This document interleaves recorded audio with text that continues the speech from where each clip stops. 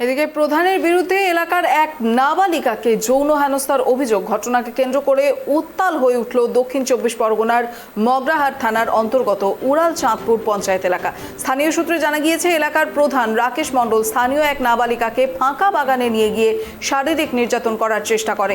এরপর নাবালিকা চিৎকার করলে মুহূর্তের মধ্যে ঘটনাস্থলে ছুটে আসে স্থানীয় বাসিন্দারা ঘটনাস্থলে অভিযুক্ত সেই প্রধানকে ধরে ফেলে এবং লাইট পোস্টে বেঁধে রাখে। খবর পেয়ে ঘটনাস্থলে পৌঁছয় মগরাহাট থানার পুলিশ। পরবর্তীতে লিখিত অভিযোগের ভিত্তিতে পুলিশ অভিযুক্ত সেই প্রধানকে গ্রেফতার করে।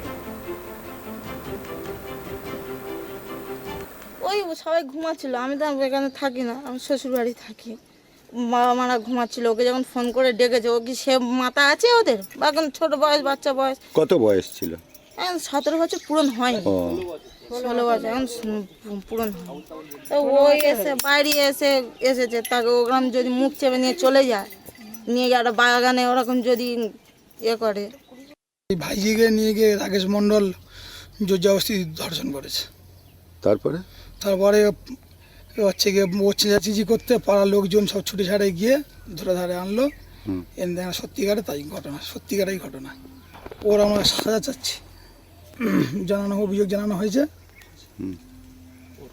ওর ফাঁসি চাই আমরা।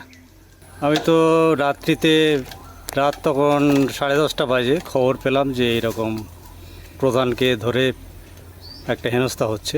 তা ধরার কারণটা হলো, একটা নাবালিকাকে পাশের একটা পুকুরের পাড় থেকে চিৎকার চেঁচামেচি করার পরিপ্রেক্ষিতে তার ফ্যামিলির লোক সেখানে যাওয়ার পরে দেখে না সেই প্রধান ছুটে পালাচ্ছে, এবং সেই কারণে প্রধানকে ধরে কিছু এলাকার লোক মায়েরা উত্তেজিত হয়ে প্রধানকে ধরে নিগ্রহ করে, এবং আমরা খবর পাওয়ার পর সেখানে আমরা গিয়ে তাকে উদ্ধার করি এবং আমরা থানায় জানাই।